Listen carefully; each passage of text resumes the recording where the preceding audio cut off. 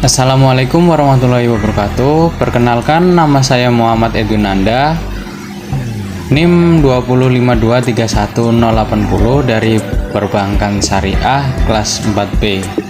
Di sini saya akan menjelaskan materi tentang kebijakan moneter dan kebijakan fiskal.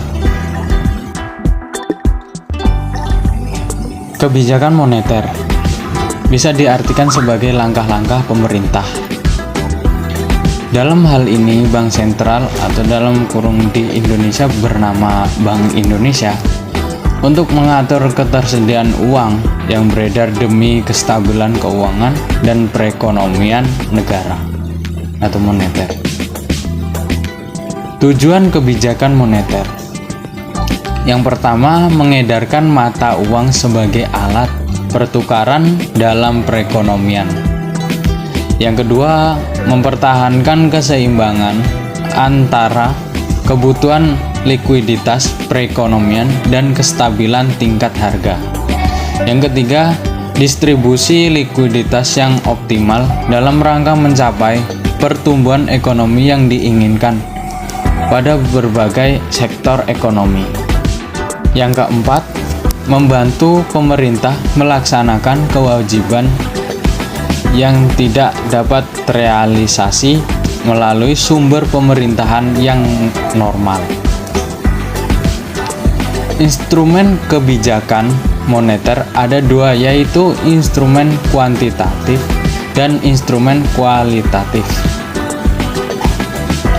Instrumen kuantitatif terdiri dari yang pertama, operasi pasar terbuka dilakukan dengan cara menjual atau membeli surat berharga. Yang kedua, suku bunga diskonto. Penurunan bunga diskonto akan mendorong bank umum untuk meminjam dana yang lebih banyak karena biaya yang ditanggung lebih ringan. Begitu pula sebaliknya. Yang ketiga, tingkat cadangan wajib. Dalam kondisi perekonomian yang mengalami kelesuan, maka Bank Sentral sebaiknya menurunkan persentase cadangan wajib bank umum. Instrumen kualitatif, yaitu yang pertama, kredit selektif, digunakan untuk melakukan pengawasan pada bank umum mengenai penyaluran kredit dan jenis investasi yang dilakukan sesuai dengan keinginan pemerintah.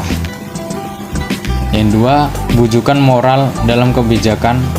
Bujukan moral, pemerintah tidak mewajibkan bank umum untuk mengikuti aturan yang ditetapkan Bank Sentral. Selanjutnya, kebijakan fiskal. Kebijakan fiskal merupakan kebijakan pemerintah yang dilakukan dengan cara mempengaruhi sisi pemerintahan maupun sisi pengeluaran pada APBN. Pemerintah dalam menghadapi defisit anggaran memerlukan kebijakan, diantaranya ada 1. Pajak. Semakin besar pendapatan, maka semakin besar pajak yang harus ditanggung, begitu pula sebaliknya. Yang kedua, mencetak uang baru. Bank Sentral akan membiayai pinjaman dengan mencetak uang baru sehingga jumlah uang yang beredar semakin banyak. Yang ketiga, pinjaman masyarakat dalam negeri. Pemerintah dapat membiayai defisit anggaran pemerintah dengan meminjam dana masyarakat dalam negeri dengan penerbitan surat utang atau obligasi pemerintah yang dijual kepada masyarakat. Yang keempat, pinjaman masyarakat luar negeri. Pemerintah dapat membiayai defisit anggaran pemerintah dengan meminjam dana masyarakat luar negeri dengan penerbitan surat hutang atau obligasi pemerintah di pasar uang internasional. Jenis-jenis kebijakan fiskal. Yang pertama, kebijakan fiskal ekspansioner merupakan peningkatan belanja pemerintah atau penurunan pajak yang dirancang untuk meningkatkan permintaan agregat dalam perekonomian. Yang kedua, kebijakan fiskal konstruksioner merupakan pengurangan belanja pemerintah atau peningkatan pajak yang dirancang untuk menurunkan permintaan agregat dalam perekonomian. Yang ketiga, kebijakan fiskal sisi penawaran merupakan kebijakan fiskal yang secara langsung mempengaruhi bukan saja permintaan agregat namun juga penawaran agregat. Contoh kebijakan fiskal. Yang pertama, melakukan penghematan pengeluaran negara. Yang kedua, mewajibkan kepemilikan NPWP untuk meningkatkan wajib pajak. Tiga, menaikkan jumlah pajak dan jenis pajak.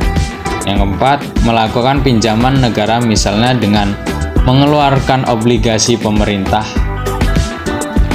Kebijakan fiskal yang disengaja dapat berupa mengubah aturan tentang perpajakan atau mengubah pengeluaran pemerintah. Dari kebijakan pemerintah ini terlihat beberapa jauh peranan pemerintah dalam melakukan campur tangan dalam pengaturan perekonomian. Tujuan utama dikeluarkan kebijakan fiskal adalah untuk menentukan arah, tujuan, sasaran, dan prioritas pembangunan nasional serta pertumbuhan perekonomian bangsa. Tujuan-tujuan lain dari kebijakan fiskal yaitu: 1. Mendorong laju investasi. Yang kedua, mendorong investasi sosial secara optimal. Yang ketiga, membuka kesempatan kerja yang luas. Yang keempat, mengurangi pengangguran. Yang kelima, sebagai wujud pemerataan dan pendistribusian pendapat. Yang keenam, menjaga kestabilan harga barang dan jasa agar terhindar dari inflasi. Yang 7, mencapai kestabilan perekonomian nasional. Yang ke-8, pemacu pertumbuhan ekonomi. Dan yang ke-9, mewujudkan keadilan sosial. Sekian penjelasan dari saya, kurang lebihnya mohon maaf. Wassalamualaikum warahmatullahi wabarakatuh.